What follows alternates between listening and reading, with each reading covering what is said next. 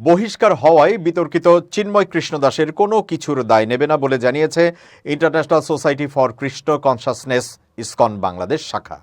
তবে বাংলাদেশ শাখা দায় এড়িয়ে গেলেও ইসকনের প্রধান শাখা সংগঠন থেকে বহিষ্কৃত এই পণ্ডিতের পাশে দাঁড়ানোর ঘোষণা দিয়েছে। ভারতীয় সংবাদ মাধ্যম উইন জানিয়েছে, বৃহস্পতিবার 28 নভেম্বর চিন্ময়কে নিয়ে মাইক্রো ব্লগিং সাইট এক্সে একটি পোস্ট করেছে ইসকন। এতে তারা বলেছে, ইসকন আইএনসি শ্রী চিন্ময় কৃষ্ণ দাসের পক্ষে আছে। সব ভক্তের নিরাপত্তার জন্য আমরা ভগবান কৃষ্ণের কাছে প্রার্থনা করি। এর আগে ইসকনের বাংলাদেশ শাখা বলেছিল, যেহেতু তাকে বহিষ্কার করা হয়েছে তাই তাদের পক্ষ হয়ে চিন্ময় দাসের কিছু বলার নেই, আর তার কোনো কর্মকাণ্ডের দায়ও ইসকন বাংলাদেশ শাখা নেবে না। এর আগে বাংলাদেশ সম্মিলিত সনাতনী জাগরণ জোটের মুখপাত্র ও পুণ্ডরিক ধামের অধ্যক্ষ চিন্ময় কৃষ্ণ দাসের বিরুদ্ধে জাতীয় পতাকা অবমাননার অভিযোগ এনে গত মাসে চট্টগ্রামে একটি রাষ্ট্রদ্রোহের মামলা করেন বিএনপি নেতা ফিরোজ খান।